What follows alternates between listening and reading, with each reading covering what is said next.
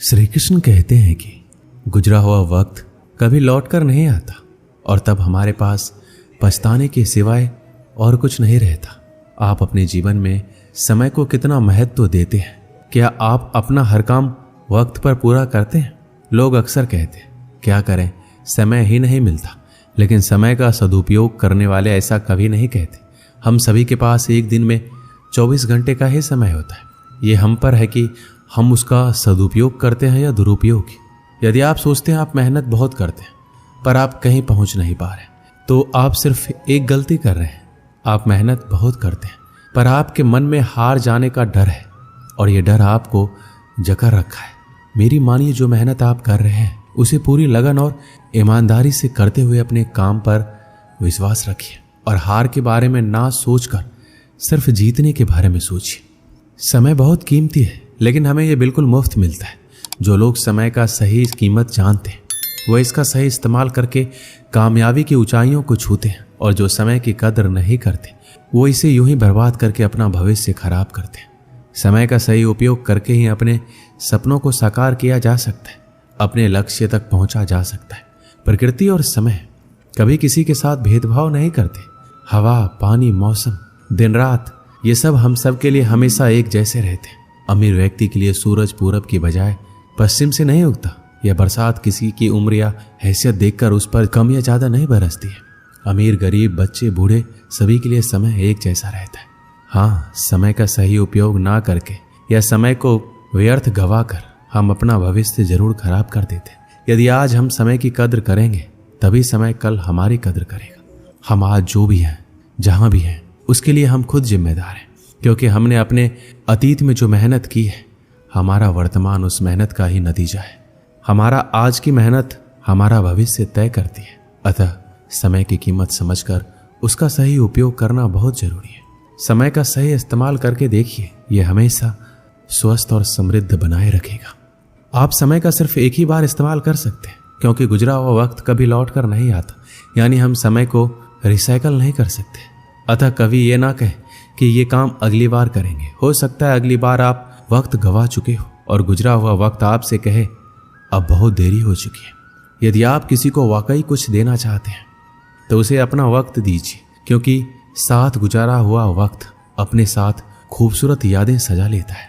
वक्त जीवन के कई पाठ पढ़ा जाता है, बड़े से बड़े घाव भर देता है और नए सिरे से जीने की ताकत भी देता है। अतः आज यदि आपका वक्त सही नहीं चल रहा तो निराश ना हो, मेहनत करते जाइए, आपका अच्छा वक्त जरूर आएगा। समय और धन की दौड़ में हमेशा समय की जीत होती है। पैसा कमाना आपको अमीर बना देगा, लेकिन समय को जीतना आपको सफल बनाएगा। समय फिर कभी लौट कर नहीं आता, आपको इसका उपयोग करने का केवल एक ही मौका मिलता है। यदि आज आप समय का सदुपयोग करते हैं तो ये आपको कल लाभकारी परिणाम देगा। समय बहुत कीमती है और इसे अच्छे कर्मों में खर्च करने की जरूरत है। समय के मूल्य को समझना महत्वपूर्ण है, क्योंकि ये बदलता रहता है। समय फिर कभी किसी के जीवन में एक जैसा नहीं हो सकता। जो व्यक्ति समय के महत्व को जानता है, उसका सम्मान करता है, वह चतुर और बुद्धिमान माना जाता है। वह व्यक्ति अपने जीवन में सभी सफलता प्राप्त करने वाला होता है। श्री कृष्ण कहते हैं हमें समय का महत्व तब पता चलता है जब हमारे पास वास्तव में इसकी कमी होती है। एक छात्र परीक्षा देते समय प्रत्येक मिनट के मूल्य को महसूस कर सकता है। नौकरी चाहने वाले को समय की कीमत महसूस होती है जब उसे कुछ मिनट देर से आने के लिए खारिज कर दिया जाता है। एक सामान्य परिवार समय के मूल्य को महसूस कर सकता है जब उनका अति आवश्यक वाहन कुछ मिनटों के लिए छूट जाता है। समय की शक्ति के आगे कोई नहीं टिक सकता। समय अमीर को गरीब और गरीब को अमीर बदलने में सक्षम है। यह एक खुश व्यक्ति को रोने के लिए या रोने वाले व्यक्ति को कुछ ही सेकंड में खुश बना सकता है। समय इतना शक्तिशाली होता है, हम उसे देख नहीं सकते, लेकिन समय के सामने उपस्थित परिस्थितियां हमें बहुत कुछ देखने पर मजबूर कर देती है। समय पृथ्वी पर सबसे कीमती वस्तु है, इसकी तुलना किसी से भी नहीं की जा सकती। इस संसार में सब कुछ समय पर निर्भर करता है। समय से पहले कुछ भी नहीं होता है। यदि हमारे पास समय नहीं है तो हमारे पास कुछ भी नहीं। समय की बर्बादी हमें और हमारे भविष्य को बर्बाद करती है। ये समय ही है जो हमें धन, खुशी प्रदान करता है। हमें अपने समय का कुछ उपयोगी कामों को करके करना चाहिए। इस संसार में सब कुछ समय के अनुसार बदलता है, क्योंकि समय से कुछ भी स्वतंत्र नहीं है। हमें कठिन परिश्रम करने का आनंद लेना चाहिए और कभी भी अपने अच्छी आदतों को बाद में करने के लिए नहीं टालना चाहिए। खोया हुआ धन पुनः अर्जित किया जा सकता है, खोए हुए वैभव पुनः प्राप्त किए जा सकते हैं। उचित चिकित्सा या संयम के बल पर खोए हुए स्वास्थ्य को फिर से बहाल किया जा सकता है। अभ्यास के द्वारा भूली गई विद्या को भी पुनः पाई जा सकती है, किंतु समय को एक बार खोने के बाद फिर से पाना संभव नहीं है, क्योंकि यह निरंतर गतिशील है। शरीर को स्वस्थ बनाने के लिए समय पर सोना, समय पर उठना और भोजन, व्यायाम तथा अन्य कार्यों को सुनिश्चित ढंग से समय पर करना आवश्यक है। धन दौलत को आप जमा करके रख सकते हैं, किंतु समय को नहीं। परिश्रमी व्यक्ति के पास कभी समय का अभाव नहीं होता, जबकि आलसी और कामचोर व्यक्तियों का जीवन परिनिंदा, निरुद्देश्य भ्रमण आदि निरर्थक कार्यों में बीतता है। आलस्य का परित्याग करके समय का सदुपयोग करने वाले व्यक्ति ही साहित्य के रचयिता, राष्ट्र नेता, महान वैज्ञानिक एवं कलाकार बन पाते। धैर्य करना दुनिया के सामने रोने से कहीं बेहतर है। लोग कहते हैं कि दर्द बताने से कम होता है, मगर यहाँ जिसे भी अपनी दर्द बताओ वही मजे लेता है। सबको अच्छा समझ लेना ये सबसे बुरी आदत है। आपके पास बस पैसा होना चाहिए, क्योंकि यहाँ भावनाओं को किसी की कोई कदर नहीं है। जो व्यक्ति अपने पास होने वाली चीजों से संतुष्ट नहीं है, उसे भविष्य में मिलने वाली चीजों से भी कभी संतोष नहीं होगा। दूसरों को अपनी जिंदगी में अगर कीमती बनाओगे तो आप खुद उनकी जिंदगी में सस्ते हो जाओगे। आप अपनी सेल्फ रिस्पेक्ट जितना गिराओगे, लोग आपको उतना ही मजबूर करेंगे। बुरा वक्त आपको कमजोर नहीं, सफल बनाता है। बस यही फर्क है कि हम उस बुरे वक्त में इसे कैसे हैंडल करते हैं। एक समय की बात है, जंगल में रहने वाला कालिया नाम का एक गीदड़ भूख से तड़पता हुआ खाने की तलाश में शहर आ पहुंचा। उसके शहर में पहुंचते ही कुत्ते उस पर भौंकना शुरू कर दिए, और यही नहीं, शहर के आवारा कुत्ते उसे घेर कर नोचने लगे। कुत्तों के डर से कालिया जान बचाकर भागा। भागते भागते जो भी दरवाजा पहला मिला उसमें घुस गया। जिसमें वह गीदड़ घुसा था वह एक धोबी का मकान था। आंगन में एक बड़ी कढ़ाई में धोबी नील घोलकर नीला पानी बनाया हुआ था। कढ़ाई नीले पानी से पूरी तरह से भरी हुई थी। जब गीदड़ डरा हुआ मकान के अंदर घुसा तो डर से भागते हुए नीले पानी से भरी हुई कढ़ाई में जा गिरा।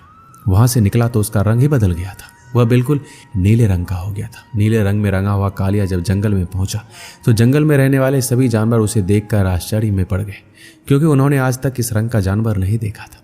उसे विचित्र जीव समझकर शेर, बाघ और चीते भी डर डर के जंगल से भागने लगे। सबने सोचा, ना जाने ये विचित्र जीव कितना ताकतवर होगा, उससे डरने में ही हमारी भलाई है।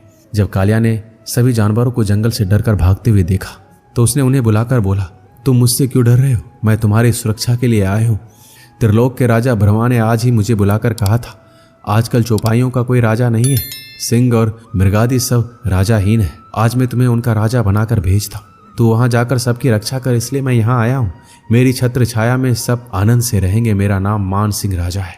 यह सुनकर शेर, बाघ आदि पशुओं ने कालिया नाम के गीदड़ को अपना राजा मान लिया और बोले, स्वामी, हम आपके दास हैं, आज्ञा पालक हैं। आज से हम सब आपकी आज्ञा का पालन करेंगे। कालिया ने राजा बनने के बाद शेर को अपना प्रधानमंत्री बनाया, बाघ को नगर रक्षक और भेड़िए को संतरी बनाया। अपने अमित्य गिदड़ों को जंगलों से बाहर निकाल दिया। उसने बात भी नहीं की। वो जानता था, बात करूंगा तो मेरी पोल खुल जाएगी। मैं एक गीदड़ हूं। उसके राज्य में शेर आदि छोटे छोटे जानवरों को मारकर कालिया को भेंट किया करते थे। कालिया उनमें से कुछ भाग खाकर शेष अपने नौकरों चाकरों में बांट देता था। कुछ दिन उसका राज्य शांति से चलता रहा, लेकिन एक दिन बड़ा अनर्थ हो गया। उस दिन कालिया को दूर से गीदड़ों की किलकारियां सुनाई दी। उन्हें सुनकर कालिया का रोम रोम खिल उठा। खुशी में पागल होकर वह भी किलकारियां मारने लगा। शेर, बाघ आदि पशुओं ने जब उसकी किलकारियां सुनी तो वह हैरान रह गए कि यह कालिया ब्रह्मा का दूत नहीं बल्कि नीले रंग में रंगा मामूली गीदड़ है। अपनी मूर्खता पर लज्जा से सिर झुकाकर आपस में सलाह करने लगे, इस गीदड़ ने तो हमें मूर्ख बनाया, इसे इसका दंड दो, इसे मार डालो। कालिया ने शेर, बाघ आदि की बात सुन ली। वह भी हैरान रह गया कि उसकी पोल खुल गई। अब जान बचाना भी कठिन है, इसलिए वह वहां से भागा, किंतु शेर के पंजे से भागकर कहां जाता। एक ही छलांग में शेर ने उस ढोंगी गीदड़ को मौत के घाट उतार दिया। इस कहानी से हमें यही शिक्षा मिलती है कि जो अपनों को नीचा दिखाकर परायों को अपनाता है उसका आज नहीं तो कल निश्चित ही विनाश होता है। हमारे समाज में सामाजिक एकता और समरसता के महत्व को समझना चाहिए। यदि आज हम अपने समाज के सभी व्यक्तियों को समान नजरिए से नहीं देखते और समर्थन नहीं करते तो कल उन्हें हमारे समाज के लिए कठिनाइयां और नुकसानकारी बना देगा।